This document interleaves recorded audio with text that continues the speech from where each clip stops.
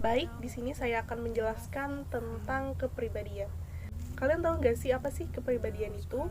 Nah, jadi kepribadian itu adalah ciri atau karakteristik atau sifat-sifat khas yang ada dalam diri kita yang bersumber dari bentukan-bentukan yang kita terima dari lingkungan. Sebenarnya kepribadian itu sudah ada sejak kita lahir, jadi kepribadian itu sudah merupakan bawaan dari kita sejak lahir. Namun, kepribadian juga dapat berubah seiring pertumbuhan dirinya. Misalnya nih, dalam perjalanan hidup seseorang tersebut, ia mendapatkan stimulus atau rangsangan dari lingkungan sekitarnya yang mana rangsangan-rangsangan tersebut bisa mempengaruhi kepribadian seseorang dapat berubah. Baik itu rangsangan dari dalam maupun dari luar.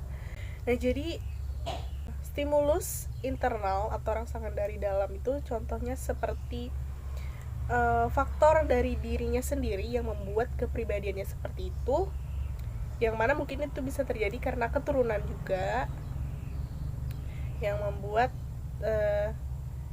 kepribadiannya atau sifatnya seperti itu. Terus ada juga stimulus eksternal atau rangsangan dari luar, itu contohnya seperti faktor lingkungan di sekitarnya yang membuat kepribadiannya itu berubah, yang mana sebelumnya saya jelaskan kepribadian seseorang itu dapat berubah seiring pertumbuhan dirinya, bisa dapat mengikuti lingkungan sekitarnya ataupun pergaulannya. Nah, terus juga ada faktor pengalaman unik yang dialami dirinya, yang mana membuat dia itu ingin merubah kepribadian dirinya karena pengalaman yang ia alami tersebut dalam perjalanan hidupnya.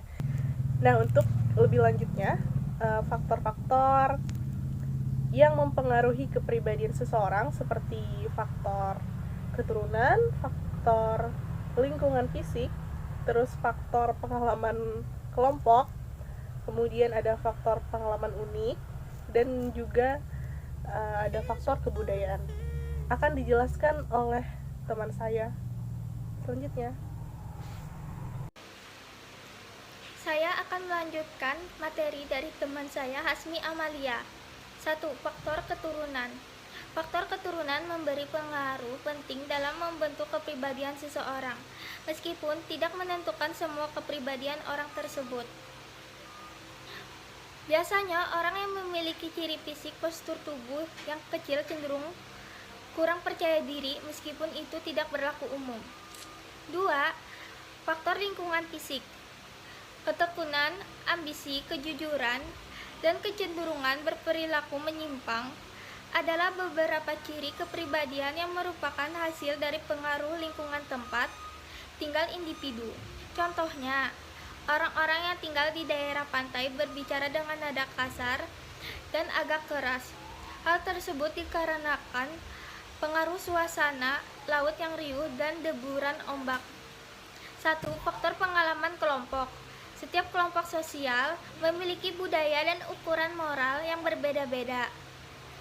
Ukuran itulah yang digunakan untuk menentukan kepribadian mana yang baik dan mana yang tidak untuk diikuti. 2. Faktor pengalaman unik. Contohnya, 2 orang kakak beradik dibesarkan dalam satu keluarga yang sama. Sang kakak mendapat perhatian yang lebih karena ia anak pertama dan yang telah dinantikan. Ketika sang adik lahir, perhatian yang diterimanya tidak seperti yang pernah diterima seperti kakaknya lahir. Perhatian yang telah diterima tidak seperti yang pernah diterima kakaknya. Apa yang dialami sang kakak di sini adalah yang dinamakan pengalaman. Di sini saya akan melanjutkan materi dari teman saya, yaitu tentang faktor kebudayaan. Pengaruh kebudayaan ini akan terlihat jelas ketika salah satu individu dalam suatu masyarakat tertentu berada di luar kelompok budayanya dan bertemu dengan individu lain dari kelompok budaya yang berbeda. Contohnya, Seseorang yang berasal dari Yogyakarta terbiasa berbicara dengan cara yang halus. Ketika ia pindah ke Medan, di mana masyarakatnya berbicara dengan nada yang keras, maka ia akan merasa berbeda dengan orang-orang yang ada di sekitarnya. Selanjutnya adalah materi tentang faktor-faktor mempengaruhi perkembangan. Yang pertama, ada pembawaan. Pada waktu lahir, anak membawa kemungkinan untuk merealisasi potensi yang ada pada anak. Yang kedua, ada lingkungan.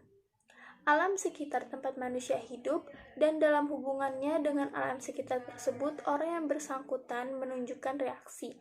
Yang ketiga, yaitu kemauan bebas atau ego. Hal ini mengambil peranan pada suatu taraf perkembangan tertentu, bila yang bersangkutan telah mengetahui perbedaan antara baik dan yang buruk. Yang terakhir adalah takdir atau nasib. Masa atau kejadian penting yang dialami pada suatu ketika turut menentukan perkembangan hidup seseorang. Sekian dari saya. Materi selanjutnya akan dilanjutkan oleh teman saya. Terima kasih kepada Devini Nur Anissa. Di sini saya akan membawakan materi selanjutnya, yang berjudul Faktor Mempengaruhi Perkembangan yang Kurang Normal pada Organisme. Yang pertama, faktor-faktor yang terjadi sebelum lahir. Misalnya, peristiwa kekurangan nutrisi pada ibu dan janin terkena virus, keracunan semasa bayi ada dalam kandungan, dan lain-lain. Yang kedua, faktor ketika lahir atau saat kelahiran, misalnya pendarahan pada bagian kepala bayi yang disebabkan oleh tekanan dari dinding rahim ibu sewaktu ia dilahirkan dan oleh efek susunan saraf pusat. Yang ketiga, faktor yang dialami bayi setelah lahir, misalnya pengalaman traumatik pada kepala bagian dalam kepala terluka karena kepala bayi terpukul atau mengalami serangan sinar matahari, dan lain-lain. Keempat, faktor psikologis antara lain oleh bayi ditinggalkan ibu, ayah, dan kedua orang tuanya, sehingga mereka kurang sekali mendapat perawatan, jasmania, dan cinta kasih orang tua. Anak-anak tersebut mengalami kehampaan psikis, kering dari perasaan, sehingga mengakibatkan kelambatan pertumbuhan pada semua fungsi jasmania. Perkembangan kepribadian. Yang pertama, fase keseluruhan tanpa diferensiasi. Terjadi pada bayi dan kanak-kanak. Potensi fisik maupun temperamen sudah dimiliki, tetapi aktualisasinya tergantung pada perkembangan dan kemalangan. Yang kedua, fase diferensiasi. Fungsi-fungsi khusus mulai muncul dan mengalami diferensiasi. Yang ketiga, fase integrasi. Fungsi yang sudah mengalami diferensiasi diintegrasikan dalam suatu unit yang berkoordinasi dan terorganisasi. Sekian video presentasi kami tentang perkembangan manusia dan kepribadian. Terima kasih. Saying it's a mistake, drink my troubles away, one more glass of champagne, and you know I'm the first to say that I'm not